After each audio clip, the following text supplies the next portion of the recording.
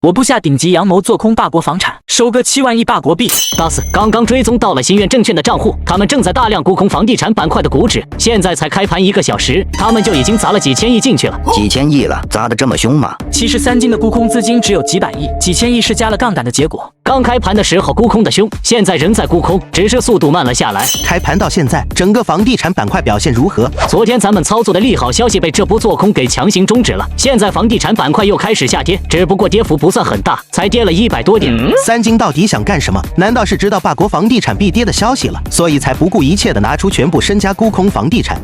从三金这么大的手笔来看，之后他的做空资金恐怕最少5万亿起步。三金啊三金，我还在想怎么对付你呢，没想到你会往我的刀口上撞。霸国股市可是我的主场，你在霸国做空，我就让你血本无归。去通知地主和财政司的人，让他们这次直接出来站台房地产。另外，通知霸联储放出准备降息的消息，还有地产债券公司今年的分红提前发，而且要往多了发。最后通知罗斯切尔德家族名下的投行，全部给我买涨霸国房地产板块的股指期货。顶级大佬站台，霸联储降息，海量资金对冲，还有地产债券分红冲利好，随便任何一个手段都能让霸国房地产板块再上新高。这次三金想不血亏都难了。三金以为他面对的还是那些可有可无的主神吗？是时候给这个小小的东方长虫一点把式震撼了。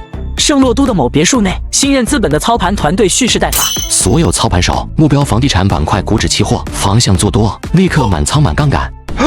金总，所罗门的证券账户有大动作。那老小子有什么新动作？他正在大量买涨，这几分钟内的对冲资金已经达到了5000亿，完全把我们的做空资金压下去了。金总，刚刚霸国地主和财政司首一起出席新闻发布会，为霸国房地产站台。高盛、雷曼兄弟等多个投行公开进行提前分红活动，光是分红金额就高达上百亿。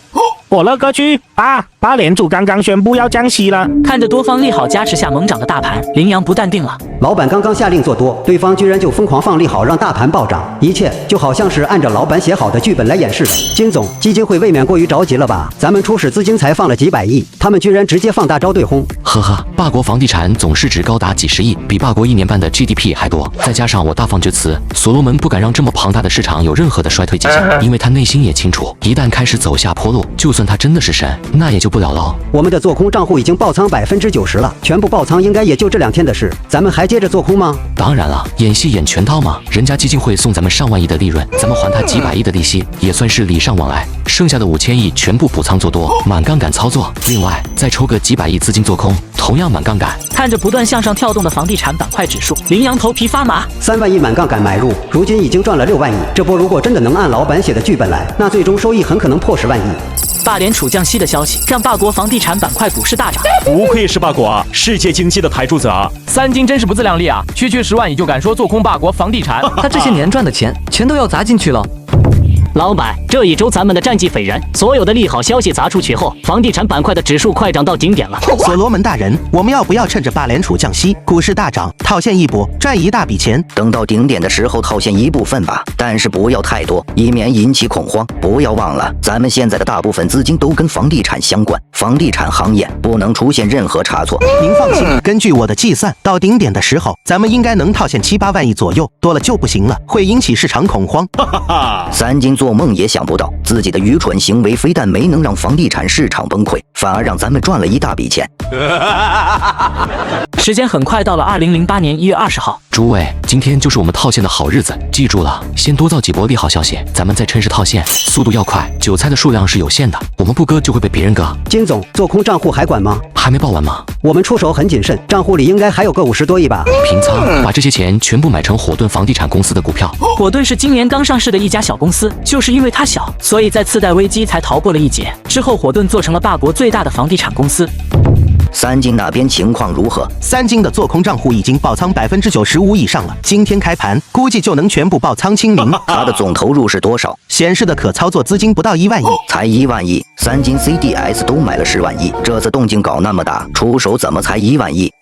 无所谓了，等开盘之后咱们搞一波利好，开始收割韭菜。三金那10万亿，等过几个月靠 CDS 再收割掉，到时候一样让他赔个倾家荡产。哎我爱，你那边准备的如何了？只要开盘，我们就准备着手开始套现。记住了，一定不要砸盘式套现，战线要拉长，不要造成恐慌和震荡。地产是我们的命脉，千万不能有任何差池。所罗门既想要稳房地产，又想要收割韭菜。报告，股市开盘涨幅3%。不错，开盘就涨了几个点，是个好兆头。三金那边的账户有异常状况。什么异常？三金的做空账户全部平仓了，余下的几10亿资金全部用来购买了一家名叫火盾房地产公司的股票。火盾房地产，这是哪家公司？一家刚上市的小公司，市值不足100亿。据我们调查，这家公司没有任何不对劲的地方。所罗门大人，刚刚收到消息，三金前几天的做空账户资金全是满杠杆在操作。什么？那他的真实做空资金只有几百亿？所罗门越发迷惑了。这都什么跟什么？10万亿的 CDS 产品，他绝对是实打实的买了。可真要到硬实力做空，拉爆房地产市场的时候，他却只投几百亿。老板，房地产板块股指马上要涨到顶点了。算了，不管他了，开始割韭菜吧，这才是大事。就在所罗门准备收割的时候，却突然发现股指居然不涨了。怎么回事？为什么涨不动了？有大玩家套现离场了，他们的单子太大，已经抛售5万亿了。疯了吗？怎么跟砸盘一样的抛？不知道平缓操作吗？我们也套现吧，盘口就这么大，韭菜就这么多，能套现出去的资金绝对不超过10万亿。要是这些人跑了，我们可就跑不掉了。气氛顿时紧张起来，房地产板块指数已经转涨为跌。主神大人，咱们也快点跑吧！一旦散户察觉出来，跟着恐慌性抛售，那咱们的10万亿可就被套牢了。不能套现，房地产市场必须要稳住。我们不但不能套现，现在还必须弄些利好消息，稳住地产板块，绝对不能让这个板块出任何问题。金总，我们已经套现6万亿了，您这招可真是高啊！基金会那边进退维谷，要是跟着咱们一起套现，就等于是砸盘了；不跟着套现，近10万亿的资金想再套出来，近期之内都没可能了。我们一手买 CDS 做空，一手在房地产股指上做多，这2样总有一个能赚钱。更别说房地产还是对方的软肋，我们敢砸盘式套现，巴不得让房地产崩啊！对方可不敢，就算真的敢，也正中我下怀。这就是顶级阳谋，能把基金会玩弄于股掌之间的，除了白龙王还有谁？临近收盘的时候，新任资本的操盘手们依旧在进行最后的套现。羚羊汇报战果，我们的做空账户总投入890亿，全部爆仓清零了。